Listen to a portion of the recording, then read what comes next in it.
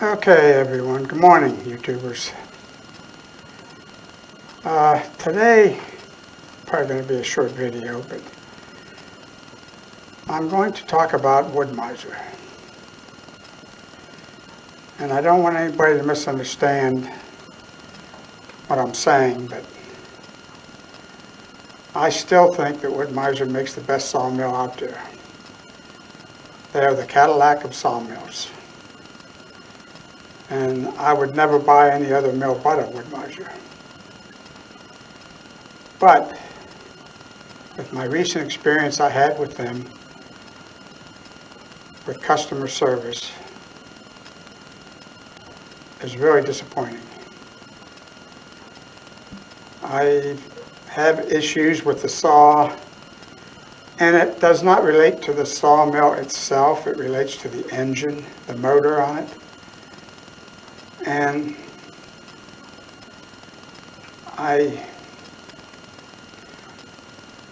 the problem was that the mill, I'd start the mill up, and it would run for maybe 5 minutes, and then it would just shut off. And then I'd have to wait like 15 minutes, and then it would start up again. And I wasn't sure what it was. I didn't know if it was gas related or electrical. I think it can be either or. So, with trying to start it, I blew my last fuse. I had one spare left, and I blew that one. I had to use my last fuse. So I had to call Wood Mizer to order. I wanted to order 2 more fuses. So when I called, I ended up getting.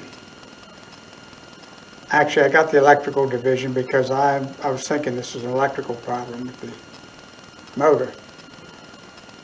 So the gentleman got on there, and I was talking to him, and he said that, well, first I told him I wanted to order 2 more fuses, 100 amp fuses. And he said, okay, so he set me up with that, and I just about fell over in the price of those. The price of the fuse itself was $16, and I ordered 2 of them. So I mean, unless math has changed, that comes up to $32 with tax and whatever shipping. But the total price shipped to my door was $50.88. Wow, and I just, that shocked me. I need them, so I ordered them.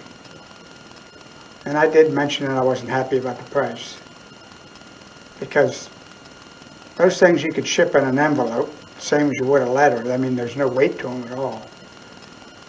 And, for a postage stamp. And they're probably going to ship it in a box that's, 6 inches by 6 inches by 4 inches high, and they have to pay a certain amount to have that shipped, which is all unnecessary and expense to the customer. And with myself being retired, I have to watch what I spend. I'm not making money with this mill. I'm using it now as a hobby, and it's one of those things where I don't want to spend any more money than I have to. But anyway, we got to talking then after that, and I told him my situation. I says it runs and then it dies, and I have to wait, and then it'll start up again and run for another 5 minutes and stop. And I also told him, and I noticed something different too, that the filter in the fuel line, it filled completely up with gas, completely, right to the top. It has never done that. At best, it may have filled up to a quarter, and that was it, and it ran fine. But now that it's filling clear up to the top, I don't know. I mean, it's like I don't know what's making it do that. So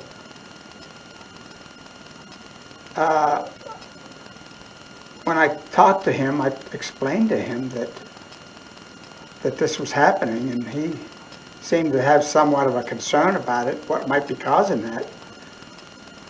And he really wasn't coming up with any solutions, and I suggested that, is it possible that the fuel filter is clogged and not letting the fuel through and starving the engine? And he says, yeah, he says, that's possible. He really never come up with a solution for me, I mean, or any ideas that I haven't really thought about. And anyway, I asked him about the coil. I said, is it possible the coil was overheating, cutting out, shorting out on me? Well, he says it could be. I said, well, is there a way to test that coil? And he couldn't really give me an answer. You know, it wasn't a trick question. It's a pretty common thing. I just don't know how to test them, and I needed information. So what he did was, he says, I'll call you back this afternoon. I'll see if I can get some information for you. I said, okay. So he called me back that afternoon, and he really didn't come up with anything any information. I mean, I was looking for some numbers and how to test it with a tester and what numbers I should be looking for. And he said, well, I asked him if they had coils there that would work on that machine. And he asked me if it was a carburetor or electronic ignition. I said, oh, it's a carburetor. I said, it's a 1992 model.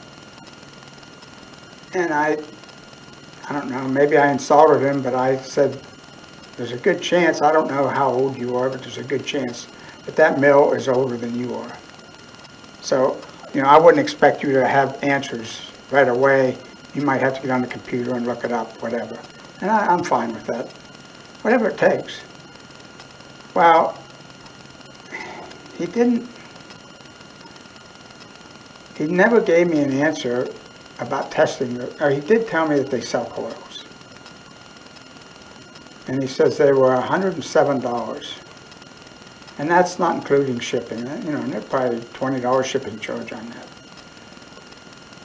And I said, well, you know, I'm not one that wants to just keep replacing things until I want to I would like to test the coil. See if it is the coil before I go spend $100 on, $120 on one, or $107, whatever. And he said that he doesn't know the numbers, but he said he'll call me tomorrow morning.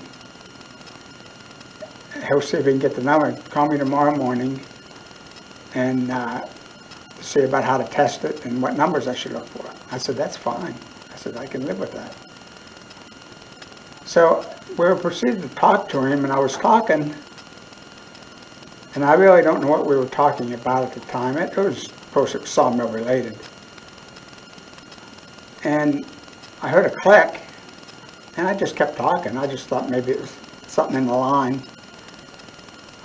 I talked for about probably 15 seconds, 20 seconds, and I was waiting for a response, and I didn't hear anything, and I said, are you there?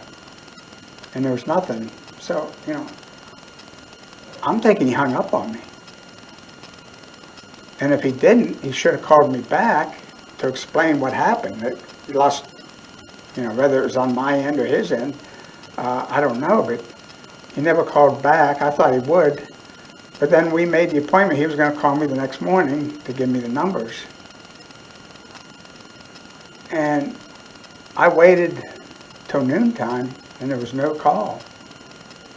So I had to go down and start working on the mill, trying to figure it out more. And it's been 4 days. He's still never called me. So as far as I'm concerned, he hung up on me. And he never called back to see, or to give me that information that he was supposed to be looking for. He could have at least called and said he can't find the information or can't get the information. And I'd have been fine with that. But at least he would have been good to his word when he said he was going to call me back. He never called me back. So that's what really upsets me. So my theory on Wood Mizer customer service, and I'm not saying they're all that way, all the people. I think he was a young kid. He told me that he's in the electrical division. He doesn't know that much. And I said, well, you know, coils run off electric. And I thought maybe you might know something about that. He says, no, I only know about the electric on the mill itself. So that tells me that if anybody has any problems with their engine on their mills, they either have to call the factory who built the engine or just figure it out themselves, because you talk to Wood Mizer, they are not going to help you at all, because they'll sell you parts for it. By the way, the coil that he wanted to sell me for $107, he told me it won't fit on there. I have to make a bracket for it. So now I'm buying something that won't even fit on the mill for over $100. I mean, I could go to the locals. Well, I looked online and I found coils for that. It's an Onan engine. It's a 24 horse. And I found it, and it was for $49.99. So it's half price. And even if I have to make a bracket for it, it's still only half price. So, you know, they want to sell you stuff, and it's top dollar. I mean, you can figure whatever they're selling, it's double wherever you can probably get it somewhere else for half price. And it doesn't have to come from Wood Mizer. You just have to do your homework and make sure that it's going to work on the engine that you have. As far as the mill, yeah, I think you would have to go to Wood Mizer, because a lot of their stuff is made in-house. And you know, it's just one of those deals where if you have engine problem, you're going to have to figure it out yourself. But I'm not happy because the man never called me back, never apologized for the bad connection or losing connection. You know, he could have hung up on me. For whatever reason, I don't know. But he never called back. Like I said, it's 4 days now I've been waiting. Still never called. And I'm not waiting for his call, but there was never a call. So he didn't follow through on his promise. Either way, even if he didn't have the information, if he just let me know, then I know where I stand and I have to reach out somewhere else. I don't have an issue with that. But at least be honest. You know, I don't like being lied to. And as far as I'm concerned, that's what he did. And as far as I'm concerned, he hung up on me. So anyway, that's all I wanted to say. I am still working on the mill. I did get it running yesterday. What I found a short on the alternator. And how I found it was I was getting ready to check the oil, and I had to pull the handle down to engage it wasn't running, of course, but I pulled the handle down to engage like you would the motor, to get the blade running, so I could level the engine up. I want to check the oil again, just to make sure. And I seen a spark, and I wasn't sure what I seen there, so I released it, and I did, and here it was. The connection to the alternator from the battery was rubbing against one of the guard housings, and causing it has a rubber boot on it, but it actually rubbed through that, and I didn't know that. So I tried to. Well, what I did was, it's temporary, but I just stuck some tape in that boot so it wouldn't rub again, and I moved the guard. I could move it a little bit just so it wouldn't touch. And I started it up, and it started.